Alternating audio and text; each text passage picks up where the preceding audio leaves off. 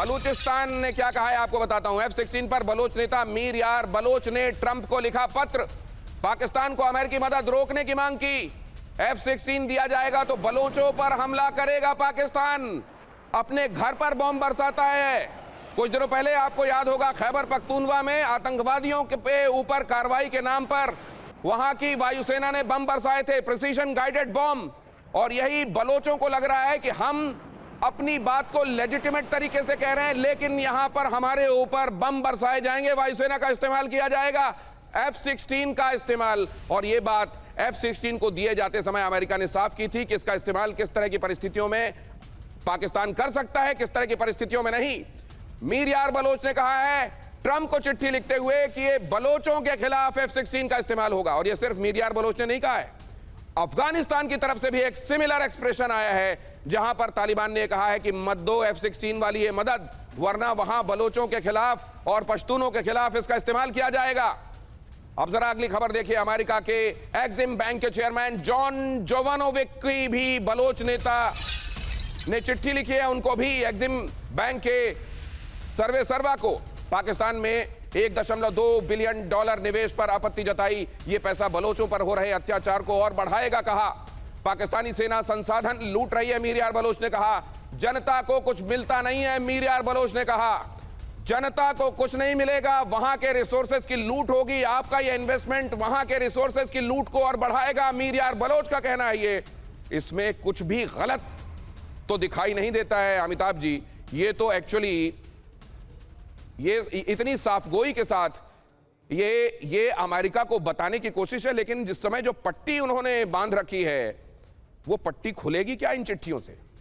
देखिए, इन चिट्ठियों से कुछ नहीं होगा। एक चीज़ तो क्लियर है कि बलोचिस्तान जो सबसे बड़ा प्रोविंस है पाकिस्तान का, उसका जो एक तरह से मैं कहूँगा कॉलोनियल ऑक्यूपेशन है इस समय पाकिस्तान का, वो सिर्फ उनके रिसोर्सेज के लिए है और वहाँ की जनता को उससे कुछ नहीं मिलता है। आज से ही नहीं, जब से पाकिस्तान आज़ाद हुआ है तब से, जब से भारत से अलग हुआ है तब से उनका यही हाल है।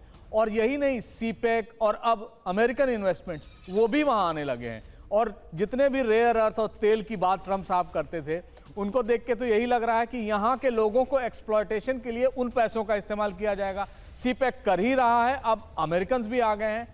लेकिन इसमें लॉन्ग टर्म देखिए, इसमें पाकिस्तान का भी भला नहीं होगा, क्योंकि जितना एग्रेशन, इकोनॉमिक एग्रेसिवनेस वहां दिखेगा, उतने बलोच वहां से अलग होते जाएंगे। और यही नहीं, बलोच टीटीपी आपने दिखाई दिया, इस तरह से पूरे पाकिस्तान में एक तरह से जो एक इंस्टेबिलिटी है वो आगे बढ़ेगी।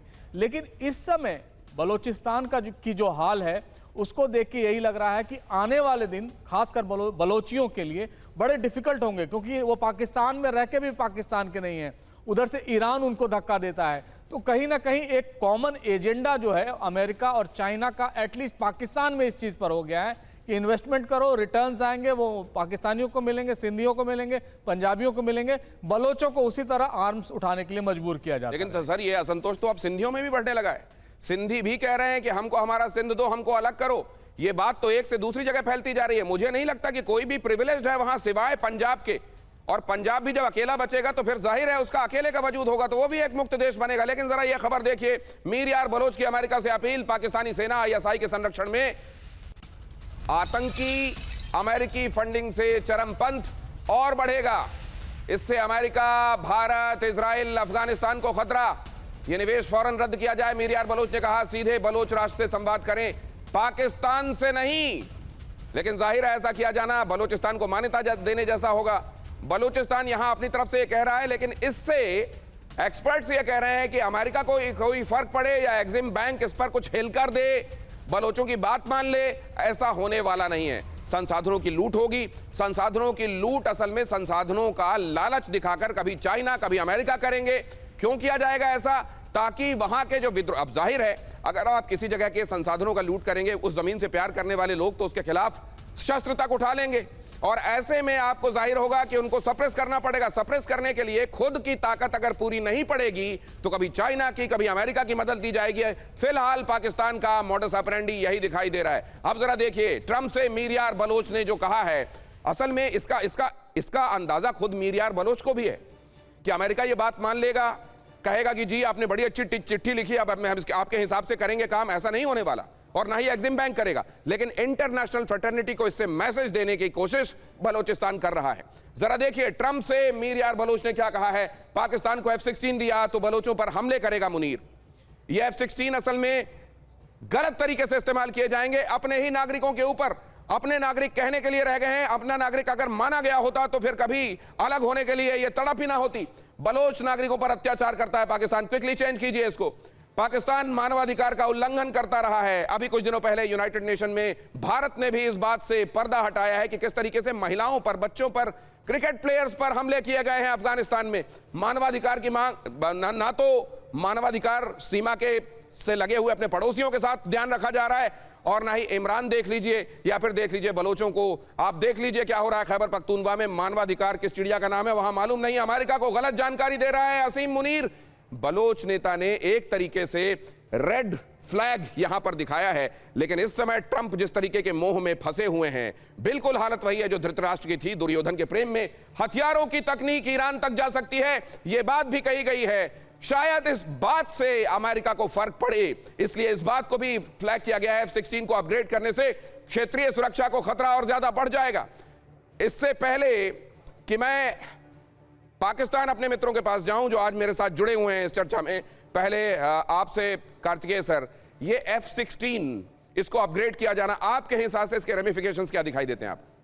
देखिए, सबसे पहले तो जो 686 मिलियन का जो पैकेज है, जो F-16 और MIDE करके जो कुछ एक्स्ट्रा इक्विपमेंट है, उसमें 2 डिवीजन हैं। दैट मीन्स कि करीब 620 से 640 मिलियन डॉलर का पैकेज जो है वो रिफर्बिशमेंट और अपग्रेडेशन ऑफ F-16 के लिए है, जिसमें लॉजिस्टिक्स चेन्स हैं, इक्विपमेंट है, मेंटेनेंस स्पेयर्स वगैरह हैं।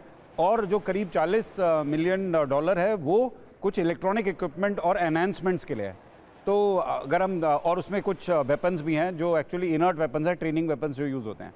तो टैक्टिकली यानी कि फ़ौज की दृष्टि से यदि देखा जाए तो इसमें जो पाकिस्तान में सिंदूर में जो हवाई जहाज़ क्षतिग्रस्त हुए हैं उनको रिपेयर करने की क्षमता इस पैकेज में होगी।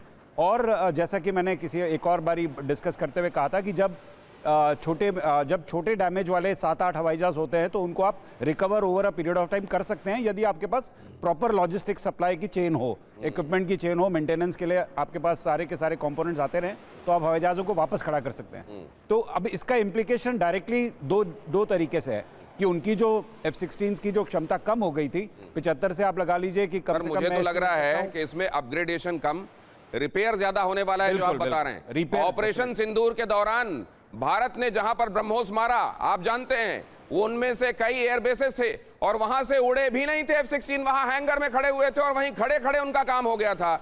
आज तक कई जगहों पर कनातें लगी हुई हैं, कई जगहों पर हरे पर्दे और अंदर रिपेयर करने का काम चल रहा है। अमेरिका ने कहा यह कहना ठीक नहीं होगा, रिपेयर के लिए पैसे दे रहे हैं, इसलिए अपग्रेड करना एक बेहतर वर्जन लग रहा है, तुम्हारी भी इज्जत रह जाएगी। शायद ये इसलिए किया गया